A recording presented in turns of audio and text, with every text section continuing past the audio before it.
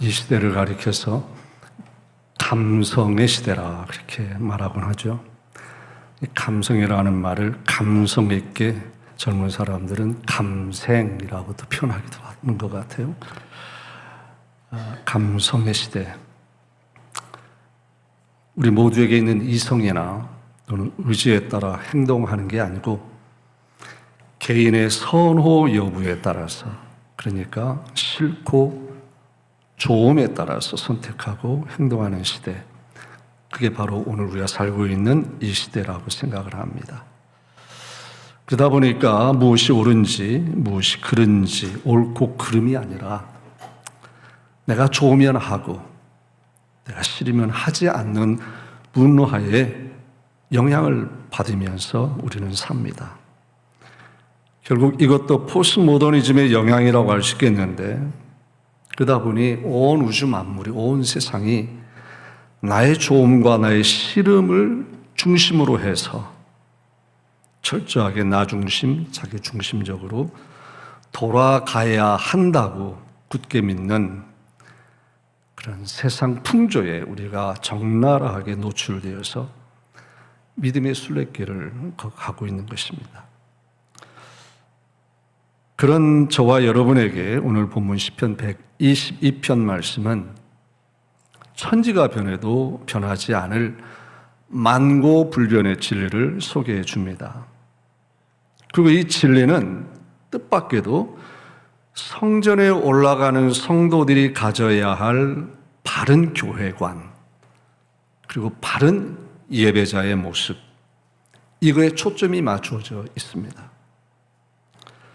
그래서 오늘은 감성시대 크리스찬들이 가져야 할 바른 교회관이 무엇이고 바른 예배자의 모습이 무엇인지에 대해서 오늘 본문을 중심으로 말씀 여행을 시작하겠습니다.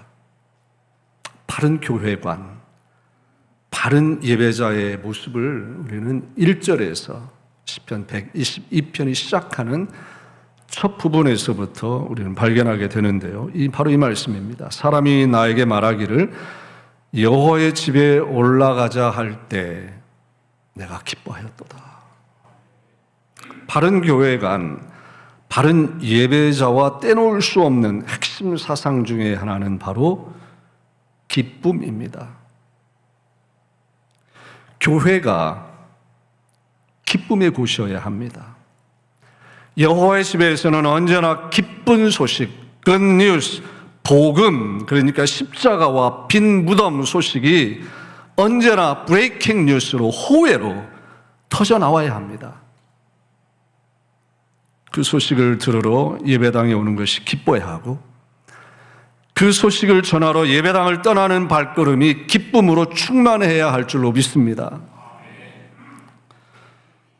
예배당에서 믿음의 형제 자매들과 함께 하나님을 예배하는 것이 기쁘셔야 합니다. 예수 그리스도를 구주로 믿는 크리스찬은 교회에 오는 것이 기뻐야 합니다. 만일 여러분들에게 이 기쁨이 없다면 하나님과 여러분의 관계를 심각하게 점검해 보시기 바랍니다. 교회 오려고만 하면 스트레스가 쌓인다든지 혈압이 올라간다면 영적 건강 상태가 심각하게 지금 손을 쓰지 않으면 안 될 상태에 있다고 볼 수 있습니다. 우리말에 참새가 방앗간을 그냥 지나가지 않는다 그러죠. 방앗간을 향해 날아가는 참새의 마음이, 감정이 얼마나 깊을까요? 억지로 날아가는, 방앗간을 향해 억지로 날아가는 참새는 단 한 마리도 없을 겁니다. 여러분 집에 웬만한 분들 다 강아지들 키우시죠? 산보를 누가 하시는지 모르겠지만 산보하기 위해서 목줄에 줄을 매달아 줄 때 그 순간 그 강아지의 얼굴 표정 여러분 살펴보신 적이 있습니까? 세상 가장 행복한 표정입니다. 골프장에 가시는 분들, 테니스장에 가시고 축구장에 가시고 낚시터로 향하시는 분들, 사실 지난 금요일, 토요일 영어권 형제 몇 명이 여기서 자그마치 왕복 12시간이나 떨어진 곳에 낚시를 하러 갔다 왔어요.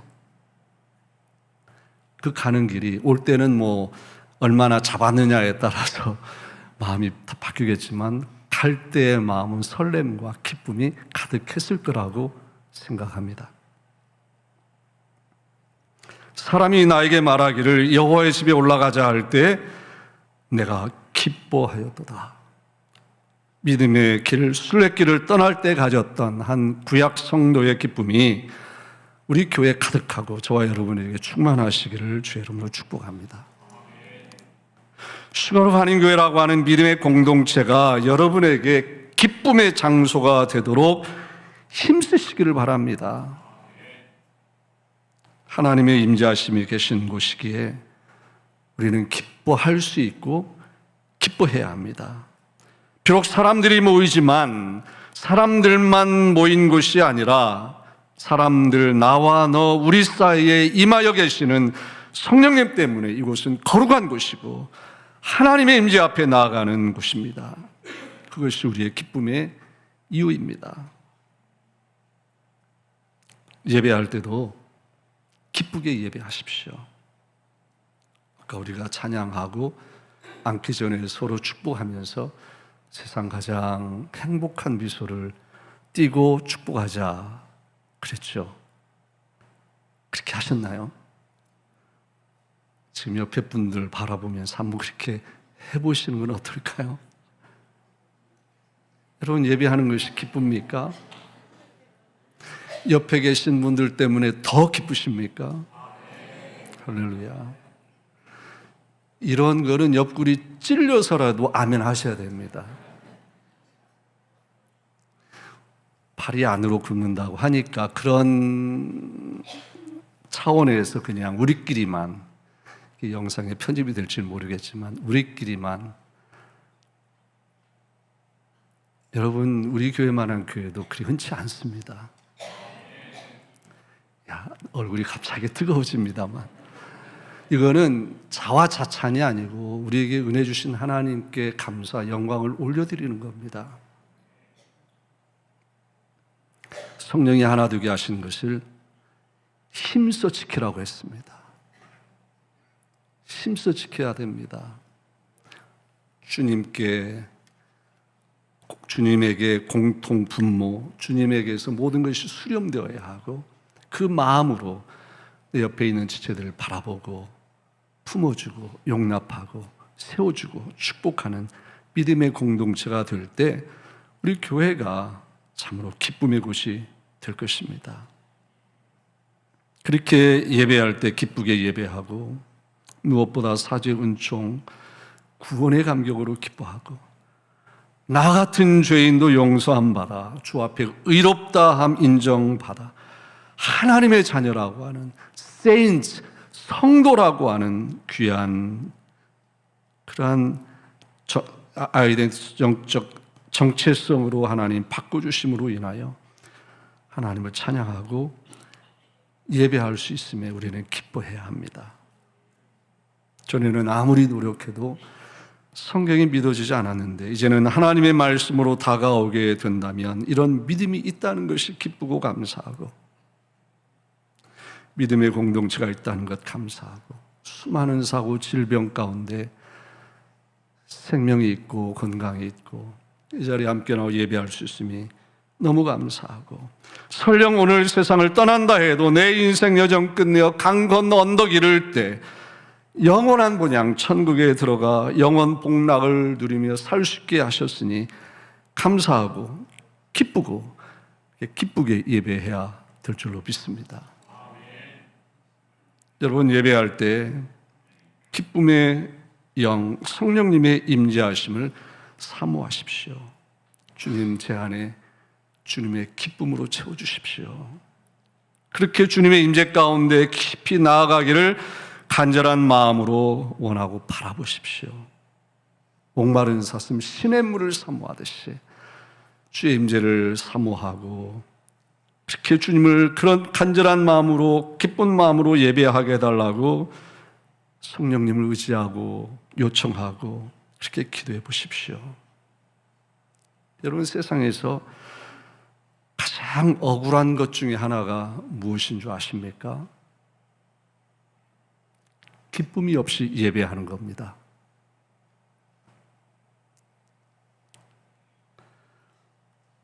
왜냐하면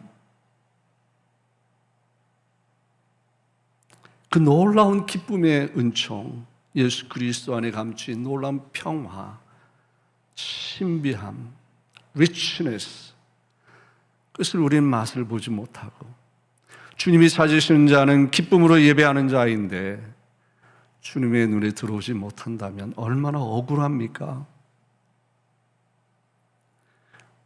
또 그 옆에서 예배하는 사람도 억울합니다. 왜냐하면 네게티브한 에너지로 피해를 입으니까. 더 심각한 것은요, 하나님도 억울하시게 됩니다. 왜냐하면 하나님은 예배자들로부터, 저와 여러분들로부터 그런 대접을 받으셔서는 안 되는 분이기 때문입니다. 얼굴도 피시고 마음도 활짝 피시고 기쁘게 하나님을 예배하는 우리 슈갈로프 예배 공동체가 되기를 주님으로 축복합니다. 여호와의 집에 올라가자 할 때 내가 기뻐하였도다 하고 고백했던 순례자는 4절 말씀에 가보니까 여호와의 이름에 감사하려고 이스라엘의 전례대로 그리로 올라가는도다, 그런 고백을 합니다. 예배의 핵심은 기쁨이라고 그랬고 또 한 가지 핵심은 감사입니다. 감사하는 마음이 없는 예배는 사실 예배라고 할 수 없습니다. 그런데 감사가 예배의 핵심만 되는 게 아니고 감사가 가진 의미는 예배, 우리의 모든 삶, 나라고 하는 정체성에 어마어마한 의미를 부여해 줍니다. 4절 말씀을 다시 보시면 지파들, 곧 여호와의 지파들이 여호와의 이름에 감사하려고 이스라엘의 전례대로 그리로 올라가는도다. 여기 주목하실 부분은 전례대로라는 대목입니다. 전례대로, 그러니까 조상 대대로 해온 일대로 감사하기 위하여 여호와의 산에 오른다, 그 말입니다. 여러분, 우리 사람은요, 생각을 많이 하게 되면 생각이 말이 됩니다. 말을 많이 하다 보면 말이 행동이 됩니다. 말이 시가 나오잖아요. 이게 행동이 됩니다. 행동이 반복이 되다 보면 습관이 된대죠. 그 습관이 결국 사람의 격, 그러니까 인격이 됩니다. 모든 사람에게는 격이 있습니다. 예수님을 믿는 자와 믿지 않는 자에게도 격이 있고, 예수 믿는 사람의 격과 믿지 않는 사람의 격은 반드시 달라야 합니다. 그 차이점의 한복판에 습관처럼 생각하고 말하고 행동하고 습관이 된 그 주체가 반드시 자리를 잡습니다. 예수를 믿는 우리들에게 습관처럼 전례대로 행하는 것, 바로 감사하기 위해 하나님을 예배하는 것이 우리 크리스찬으로서의 정체성을 만들어주는, 크리스찬으로서의 인격, 성품이 만들어지게 하는 귀한 요소가 되는 것입니다.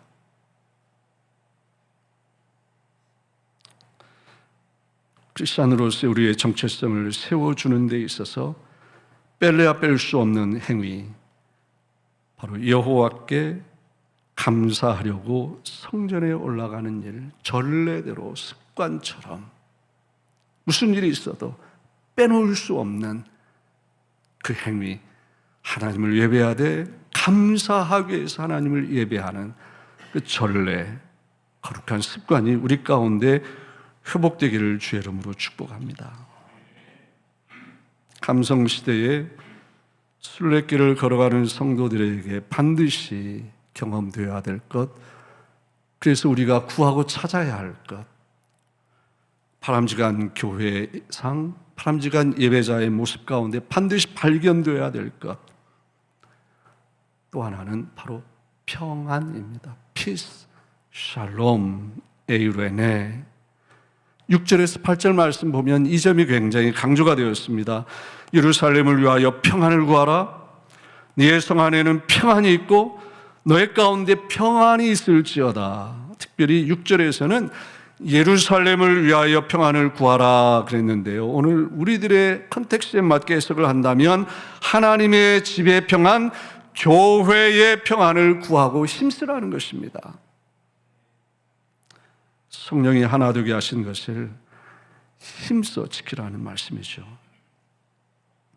우리가 예수님을 사랑한다면 예수님을 사랑하는 사람은 그분의 몸도 사랑할 것입니다.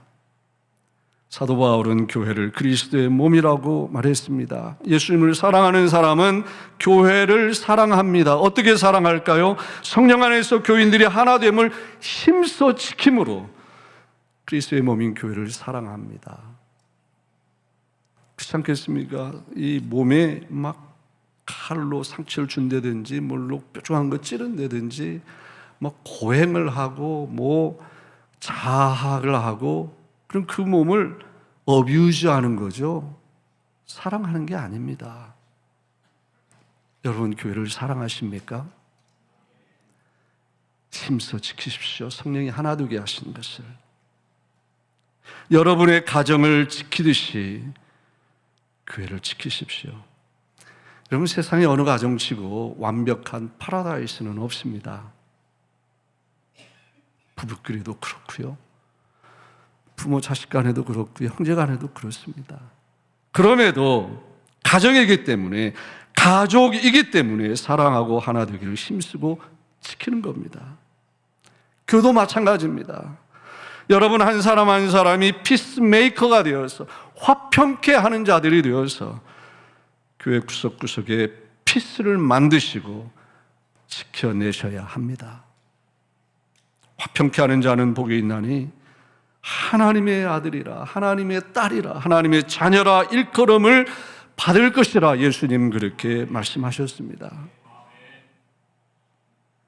또 예수님을 사랑하는 사람은 주님으로부터 받은 달란트를 땅에 묻지 않습니다. 주님 나라를 위해서 사용합니다. 섬김, 책임, 그러한 충성스러운 청지기들의 삶에서 발견되는 말이죠. 책임 있는 교인이 되는 겁니다. 주인의식을 갖는다고 하는 것이죠. 여러분 2080 법칙이라는 말 들어보셨나요? 2080 파레토 법칙이라고도 하는데 이탈리아 인구의 20%가 전체 부의 80%를 가지고 있다라고 주장했던 이탈리아의 경제학자 빌프레도 파레토의 이름에서 나온 말이라고 합니다. 그리고 거기에서 여러 가지 이론들이 나오는데 그 이론 중에 어떤 조직이 있다고 할 때 그 조직의 20%에 해당되는 사람들이 나머지 80%에 해당되는 사람들을 위해서 열심히 일하고 조직을 세워나간다. 그런 이론이 발전했습니다. 그 이런 원리는 교회도 마찬가지라고 합니다. 무슨 말인지 이해가 되시죠? 단언하지만 이래 가지고는 교회가 건강할 수 없고 우리가 예수님을 사랑한다고 말할 수 없을 것입니다. 간절히 바라기는 그런 말이 있는지 모르겠지만 파레토의 법칙이 아니라 역파레토 법칙, 20과 80%의 롤이 바뀌는 거예요. 80%에 해당되는 성도들이 나머지 20%에 해당되는 성도를 섬기고 세워주고 품어주고 그리고 남는 그 에너지로 세상을 섬기는 그런 교회가 우리 교회가 되기를 주의 이름으로 축복합니다. 사실 여러분들이 힘차게 아멘 하셔서 굉장히 고무적이고 용기가 나지만 코리안 아메리칸으로서 이민자로 이 땅에 살아가면서 맨 땅에 헤딩하듯이 살아가면서 교회 일에 헌신하기가 말처럼 그렇게 쉽지만은 않습니다.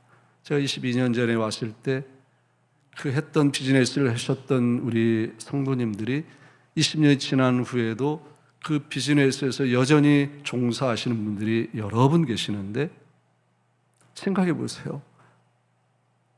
그때 50대이셨으면 지금은 70대입니다.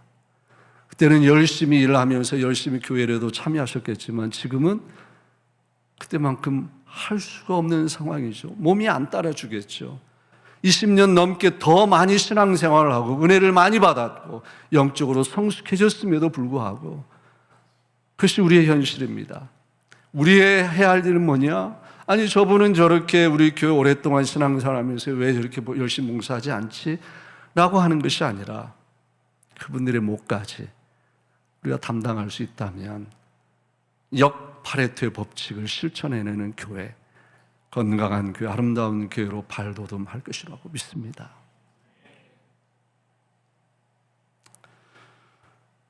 어떻게 보면 또 한편으로 보면 우리가 이민 초창기에 참 힘들게 살 때, 한국에서 떠나올 때, 한국도 어려웠을 때 하나님의 도우심이 아니면 일어설 수 없을 것 같을 때 간절히 하나님 앞에 무릎 꿇고 부르짖어 기도하고 믿음으로 열심히 살았지만 이민의 삶이 길어지면서 의식주 문제가 조금씩 나아지고 소위 말해서 배부르고 등이 따스해지면서 잘 먹고 잘 살게 되면서 어떻습니까? 우리의 신앙이 차지도 않고 덥지도 않고 미지근한 영성을 가지고 파레토 법칙을 누구는 왕년에 안 해봤나? 라는 핑계로 정당화하면서 당연시하면서 신앙생활을 한다면 오래전에 약속의 땅, 그 가나안 땅을 향하여 가던 하나님의 백성들을 향해서 주님께서 주셨던 경고의 말씀 우리가 들어볼 필요가 있어요. 네가 먹어서 배부르고 아름다운 집을 짓고 거주하게 되며 또 네 소와 양이 번성하며 너의 은금이 증식되며 네 소유가 다 풍부하게 될 때 내 마음이 교만하여 내 하나님 여호와를 잊어버릴까 염려하노라. 그렇기 때문에 우리에게는 영적 배고픔이 있어야 합니다. 영적 목마름이 있어야 합니다. 우리가 은혜가 충만한 예배, 오늘 예배 은혜 받았다 그런 말을 많이 하는데 여러분, 은혜 충만한 예배가 어떤 예배일까요? 찬양을 통해서, 설교를 통해서 영적 포만감으로 가득 찬 예배일까요? 예배 후 교회 문을 영적 식곤증으로 졸면서 나아가는 그런 예배가 은혜 충만한 예배일까요? 은혜가 넘칠수록 예배자의 영혼은 더욱더 하나님을 배고파하고 더 목말라 하는 예배라고 저는 믿습니다. 영과 진리로 하나님을 기쁘시게 하는 예배를 드린 예배자는 교회 문을 나서는 그 순간 삶의 현장에서 주님을 뵙고자 하는 열망으로 올해부터 토요일까지 겸손히 주님과 동행하며 그 삶이 주 앞에 드려지는 산제사, 산 예배자로 살아가게 되는 예배, 그것이 은혜 충만한 예배를 드린 사람의 모습이 아닐까요? 오늘 말씀을 잘 살펴보시면 여호와의 집, 교회, 그리고 기뻐한다고 하는 그 예배자의 모습, 그 여호와의 집에 초점이 맞춰져 있다고 말씀을 드렸듯이 오늘 본문 시편 122편이 여호와의 집이라는 말씀으로 1절에서 시작하고 여호와의 집이라고 하는 말씀 9절에서 끝을 맺습니다. 조금 더 정확하게 말씀드리면 시작이 여호와의 집이고 끝은 여호와 우리 하나님의 집입니다. 이것을 오늘 우리들에게 쉽게, 여러분들에게 쉽게 설명을 해드린다면 1절은 이런 교회, 이 교회를 소개하고 마지막 구절에서는 우리 교회가 소개가 됩니다. 그러니까 이 교회가 우리 교회가 된 것입니다. 여러분에게 한 가지 여쭙겠습니다. 슈가로 하는 교회가 여러분에게는 이 교회입니까? 우리 교회입니까? 네. 이쪽에 계신 분들은 조용하게 속으로만 대답을 하신 것 같은데, 우리 슈가로 하는 교회가 우리 교회이죠? 네. 이 교회가 아닙니다. 우리 교회입니다. 근데 참 놀라운 거는 이 교회가 우리 교회가 될 때 내가 너를 위하여 복을 구하리로다. 축복이 비로소 선포가 됩니다. 서로를 축복하고 응원하고 격려하고 용납하고 칭찬하며 세워줄 때 주님의 풍성한 복이 임할 줄로 믿습니다. 근데 더 놀라운 거는요, 내가 너를 위하여 복을 구하리로다. 그렇죠? 내가 너를 위하여 복을 구하리로다. 그 축복을 여호와 우리 하나님의 집을 위하여 축복해 줬다라고 하는 겁니다. 이게 이해가 되십니까? 나 자신만을 위해서가 아니라, 내 가족만을 위해서가 아니라 여호와 하나님의 집을 위하여 내가 너를 위하여 복을 구하겠다, 그 말씀이에요. 결국 우리가 마음에 꼭 담아야 될 것은, 우리가 받은 복이 있다면 그것은 하나님의 집, 하나님의 나라와 의를 위해 축복으로 주어졌다라고 하는 것입니다. 여러분, 이 말씀이 여러분의 마음에 인정이 됩니까? 인정이 되기를 간절히 바랍니다. 그런 생각을 해본 적이 있으신가요? 하나님이 나에게 주신 복은 나만 잘 먹고 잘 살기 위해서가 아니라 하나님의 나라와 하나님의 의를 위해서 사용하라고 주신 것이구나. 지금 그 말씀이에요. 근데 우리는 자칫 잘못하면 우리의 신앙은, 교회관은, 예배관은 축복에 대한 우리의 생각이 6절에서만 머물 때가 있습니다. 6절 보시면 예루살렘을 사랑하는 자는 형통하리로다. 교회를 사랑하는 자, 주님을 사랑하는 자는 형통하리로다. 쉽게 이해되고 쉽게 받아들여지고 아멘 할렐루야. 사랑하는 자, 내 영혼이 잘됨 같이 범사가 형통하고 내 육체가 강건하기를 원한다. 그 축복의 말씀 얼마나 좋습니까? 그러나 오늘 말씀은 우리의 신앙이 거기에 머무르면 안 된다고 하는 거예요.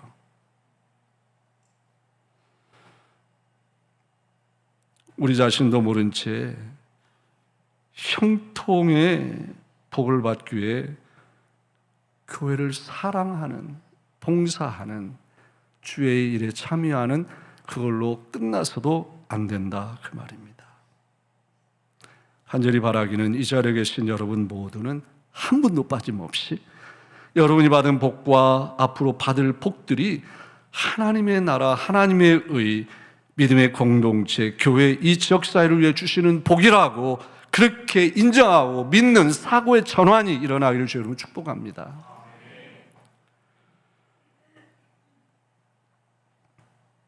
여러분에게 교회는 무엇입니까? 여러분에게 교회는 얼만큼 소중합니까?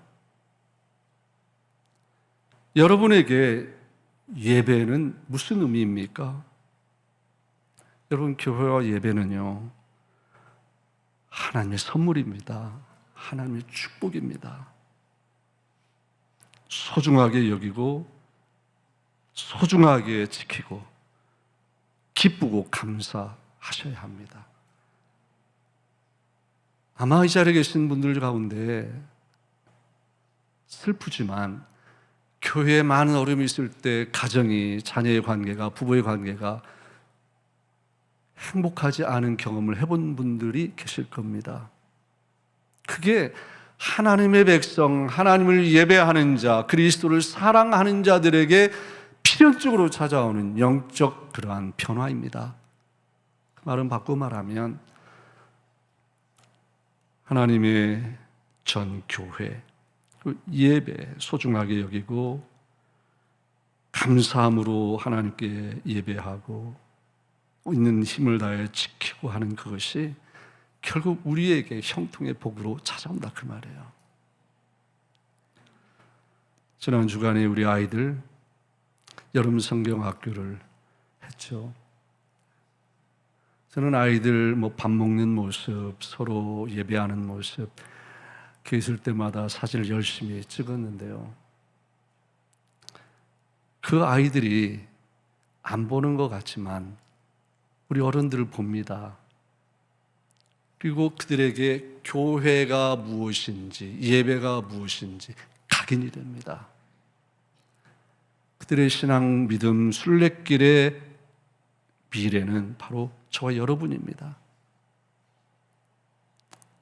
교회 생활을 기쁘게 하시길 바랍니다. 예배도 봉사도 하나님의 말씀을 배움도 훈련받음도 기쁘게 하시길 바랍니다. 교회를 중심으로 한 여러분의 신앙 여정이 감사 충만한 순례길이 되기를 바랍니다. 특별히 예배 억울한 자로 예배하지 마시고 마음껏 기뻐하시고 감사하시고 하나님의 임재하심을 엔조이 하시고 즐기시고 그렇게 하나님과 교제하듯 예배하시기를 바랍니다. 하나님의 말씀을 하나 선포되는 예배 가운데 선포되는 말씀을 하나님의 말씀으로 존중하는 겸손이 회복되기를 바랍니다. 교회의 평안을 구하십시오. 교회를 사랑하고 성도들과 그리스도 안에서 연결된 관계를 힘써 지키십시오. 평강과 형통의 복을 받을 것입니다.